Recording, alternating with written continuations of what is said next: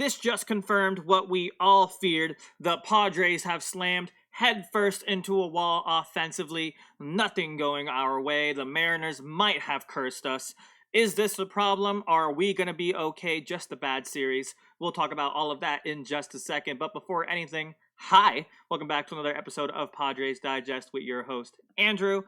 Happy to be back. Not happy about this result this week, and we'll get into that in just a second. Before anything, two quick things. Stick around to the end of the video because we do have some fun post-game fan reactions for you guys today. Some posts on the Twitter, posts on post-game Reddits.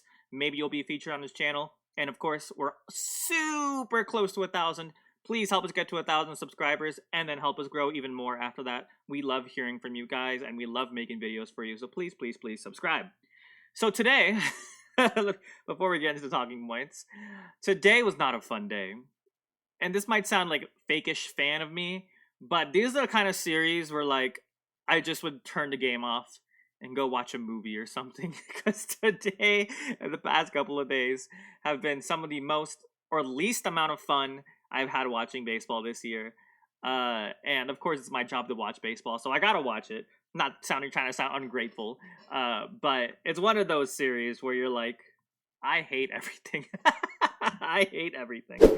Post-game talking points. Should we be worried or just bad luck? That'll be a lot of our video today, but I promise you there are some positives we can talk about today. And then, of course, what's next? We do have the Blue Jays series happening next, so let's get rid of that real quick. So, yeah. To game one, we lost, and it was like, okay, that's one game. We can bounce back from this. Easy peasy. Second game was like, okay, is there a problem? Like, what's happening here?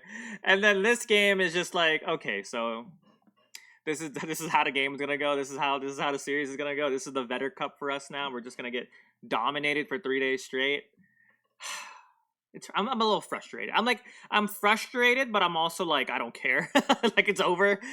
It's like, you know, when you have like a really bad stretch of like tests going on at school, and it's like you hate everything, and then it's over, and you're like, okay, whatever, let's just move on. That's kind of how today is. So AJ Cassaville with his recap. Final: Mariners 6, Padres 1. Padres were swept, scoring only 1 run in each of their 3 games this weekend. They did not score. They did not record a hit in 21 at-bats this series with runners in scoring position. Off day Monday, then a 6-game road trip through Toronto and Atlanta. I have a lot of tweets for you guys, so let's put it this way, right? So here are some of the team statistics in the series over the past 4 seasons. Mariners, this probably got updated since the game. But 62 runs versus 33 runs. 18 homers versus 8 homers. 245 average versus 214. 2.42 versus 4 ERA. What are we doing, bro? What are we doing? I mean, listen, we had the Tatis home run. We love watching Tatis hit home runs. But this kind of goes into my point about yesterday. Let me double check his stat line. I'll bring up the box score real quick. Yeah, 1 hit. Like I said yesterday, Tatis has consistently gotten 1 hit for like the past like almost 10 games now. And some of those hits are home runs, but the average is dropping. Not just for him, for everybody. I mean, Machado 0 for 3 again, hitless, didn't get on base, but now he's at a 317. I don't know how he is on the National League average rankings now, but yeah. And another player, Jackson Merrill, also not doing great right now. Not just today, for a while now. I'll get into this real quick, but still think this is a top 10-ish offense by the year's end. But yeah, let's cut Hayward and get Camp back up, though his PAs were pretty good when he was briefly up, and he's killing AAA. Honestly, I'm okay with Campusano coming back up, because we have to do something. If it's get rid of Maldonado so we can keep Diaz and have Campusano as a 1-2 catcher duo, fine. I mean, we tried Sheets in left field. That's how it went. If that's not this series wrapped up in one video, just us face planting into a wall, I don't know what is. I watched that and I was just like, why? Today's a meme day. That's what today is. Today we're not taking anything seriously. We're just happy this game is over. So for the first time in his career, you can confidently say Jackson Merrill is lost at the plate, and it's showing. 1 for his last 20, and it's really no big deal besides the fact the entire offense stopped hitting with him. Brutal to watch. Jackson Merrill. We love Jackson Merrill. We'll come back into that in just a second. But I said this yesterday. Jackson Merrill is ice cold. I haven't seen Jackson Merrill play this bad ever. And it's not like we're giving. Obviously, we're not going to give up on any of these players. They're still star players making star moves. It's just right now we're a little cold. I was going to show this later, but I guess I can show this now. I guess Sheets is back up. Hello, Sheets again. So this was a YouTube comment I got on my latest video. And I don't normally want to show comments, but this one brought a particular interest to me. This is after I was saying that the team might need help on offense because our offense might be in trouble. They are in a slump, dude. It happens to every team. Don't you remember how bad they played by halftime last year? Then suddenly things changed, and look how they entered the playoffs as the number 1 wildcard team in the NL. They do not have a massive problem, but you do. You being me, of course. Give it up. They will be fine. They are only 1 game behind the Dodgers in the NL West. Listen. I don't disagree with this person saying. You could have said it a little nicer, but I don't disagree with what you're saying. The Angels, thank you, Lord, for the Angels sweeping the Dodgers, because if not, they would have had like a 3-game advantage ahead of us. So thank God for the Angels, literally in so many different ways. But yeah, I just thought that made me laugh. It's like, they don't have a massive problem. You do. How dare you, Andrew? I don't mind when you guys comment things like this. I actually love it. Just, maybe a little more demure with these comments. A little more kindness goes a long way. But I love hearing from you guys. I genuinely promise I love hearing from you guys. I'll actually have another YouTube comment to show you guys in the post-game fan reactions. But yeah, and then next topic I kind of spoiled, but the line for Michael King isn't great. He certainly wasn't at his best, but he hasn't gotten much help from his defense either. Misplays from Gavin Sheets. I want to show it one more time. Misplays from Gavin Sheets in left field and Fernando Tatis in right field both ruled hits, but misplays nonetheless led to all 4 runs over 5 1/3, and then he corrected himself. 3 of the 4 runs. Still, the defense has not been great. Also, the Tatis misplay has been changed to an E9. I'll disagree with that ruling because of the ground he had to cover, but not vehemently. That's a big word. Oh my god. And also debating hits and errors is mostly a waste of time. Yeah, I'll show you Michael King's stats real quick. So let's do that real quick. So let's look down. 6 hits, 4 runs, 3 earned runs, 1 walk, 8 strikeouts, and 1 home run. It's not like it's the worst. Like, again, 3 earned runs, we'll take that, right? The 1 run wasn't really his fault from Sheets. But, yeah, it's not a great Michael King day, but it's an okay Michael King day. And I'll show you this next part. This is Michael King's stats from May and April, but May has not been a great month. There's a loud plane above me. Oh, my God. May has not been a great month for the Padres in general, but King, I mean, you can compare it to his April starts. It wasn't a great month for King. That being said, it's a great month for, like, the average pitcher, but obviously Michael King's not the average pitcher, so I'm not going to say, like, I'm worried about him or anything like that. I'm just stating the fact that it wasn't the best month for Michael King in Michael King's standards. But 2 earned runs, 2 strikeouts, May 6th. Not amazing. It was against the Yankees, though, and the Yankees are good, obviously. And then, of course, 2 earned runs, 3 runs, and then 8 strikeouts against the Angels. Not horrible, not terrible, but we'll take it. And then, of course, today was not a great day for him. So we're not gonna haze Michael King. Things happen. Who we are gonna haze though is I was gonna say Wandy Peralta, but he didn't do awful today. Actually, Wandy Peralta was better than I expected. Unlike Alec Jacob, who once again was not that great. I mean, he was put in a very poor situation. What the worst part of this, honestly, is Yuki Matsui. And I love Yuki Matsui, but you cannot give up 3 walks in an inning. And then some of those runs, you could say Alec Jacob's fault. I'm not going to blame Alec Jacob, but let's talk about real quick. We'll move on, just so I don't spend all day doing this. But the positives. There's some positives. let's go back to that real quick. Again, Peralta, he was slightly positive. I'm not gonna lie, wasn't amazing, but it was a positive. Sean Reynolds today was an absolute positive. And of course, offensively, Jose Iglesias. I don't dislike the lineup we used today, but we're not putting Shildt in left field. I wish Tatis could play right field, or sorry, left field, and we could put Shildt in right. But Tatis is not comfortable there. He's only comfortable in right field. Fine, whatever. I like having Shildt in the lineup. I like having Jose Iglesias in the lineup. I guess we'll have to find a way to make that work, because I don't want to say our offense is a problem, because again, it might just be the Mariners effect. Like I said, the Mariners effect.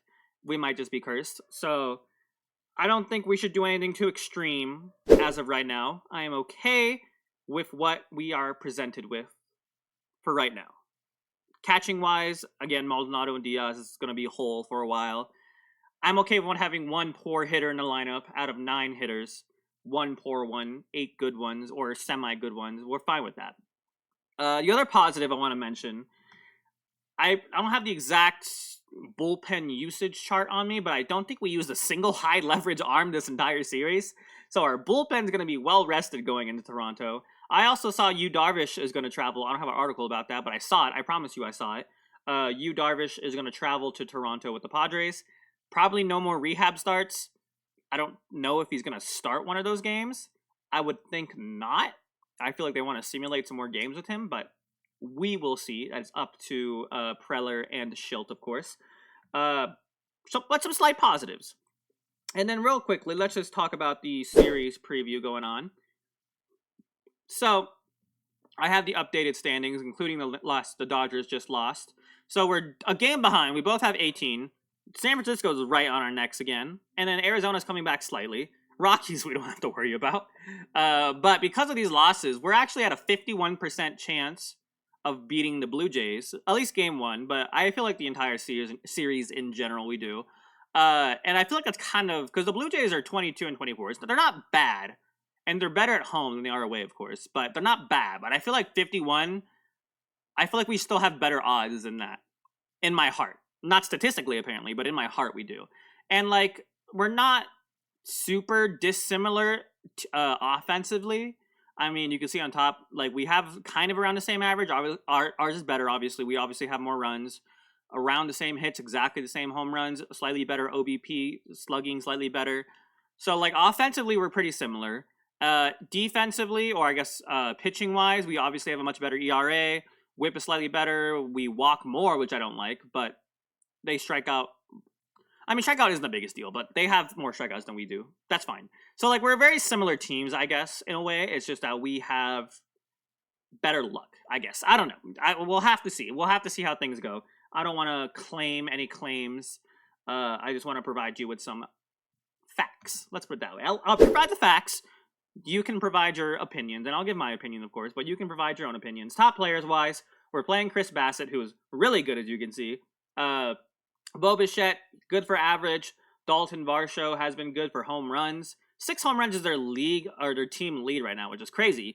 Not listed on this is Vladimir Guerrero Jr., who is also playing really good. I think he's on a 14-game on-base streak, something like that. So Vladimir Guerrero is obviously a top player.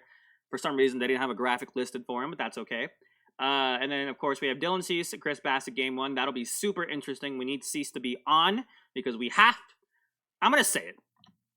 We have to win this game. We have to win the first game of the series. I don't want any more one-loss first game of the series. I want us to win a first game of the series. And then the rest of the games will be also very nice. Because, again, what kind of version of Kolek are we going to get? I don't know.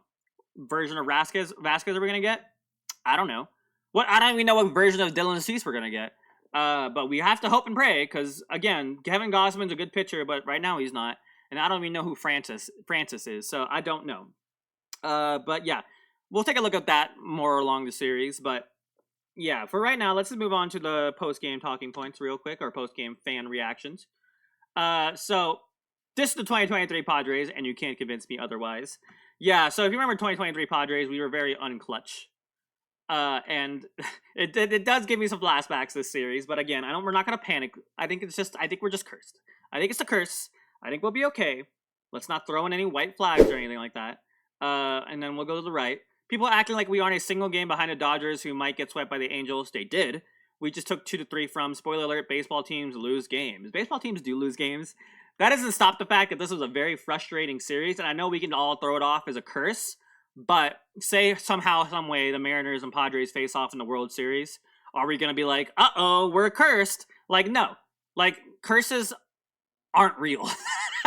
I know statistically speaking, curses are real, but in reality of situations, curses aren't real. Doesn't matter what team it is. We should be able to execute versus any team. That curses, Vetter Cups aside, any ball team has the same equal chance of winning. Well, I don't want to say that, but let's not put up all our eggs in a basket with curses. Let's just execute game plans. Screw curses. Let's just get into it. I couldn't figure out how to word that properly. This is another comment from our YouTube video. I wouldn't be too hard on the Padres for losing to the Mariners. The M's have been historically elite pitching teams, and now they have finally figured out how to hit. They are a really good team. I agree with this, but that being said, the first 2 pitchers of the series weren't that great, and we couldn't pounce on them. So, like, I agree with you, and a lot of their pitchers that are good are still injured, and they come back, and the team still plays the way they are. Mariners are playing good. Us, on the other hand, obviously not playing good, but we could have and we should have pounced on their first 2 pitchers, but we didn't. And now we're living with our consequences.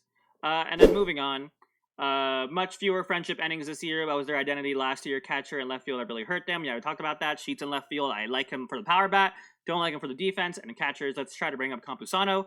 Worst series of the year so far. We just got bad word slapped by the Mariners. Yes, we did. If the pitching staff could just start throwing shutouts, we might win some games. Yeah. Starters, you need to start throwing no-hitters. Clearly, the offense is not doing good. And when you see the offense doing bad, you got to start throwing no-hitters. You got to balance it off. But yeah, last 2 things I want to show you. First of all, not that one. Ryan Cohen, enjoy the day off tomorrow. Let's never think about this series again. And I want to finish this with a nice little meme for you guys. This is the worst Padres. This is the worst the Padres have played this season. This is the worst the Padres played this season so far. I laugh to mask the pain. Yeah, a little long video today. So sorry as always. I yap a lot. You know how I am. But thank you guys so much for watching. Hopefully we get to 1,000 subscribers this video. So just hit that subscribe button. Let me know how you guys feel. Should we be worried? Is a curse and we should just write it off? Or do you guys feel like curses don't exist? We should play good against any team because we're a good team. Let me know how you feel. And of course, see you guys on Tuesday. And have a fantastic rest of your weekend tomorrow. And just, go Padres. Thank you so much for watching.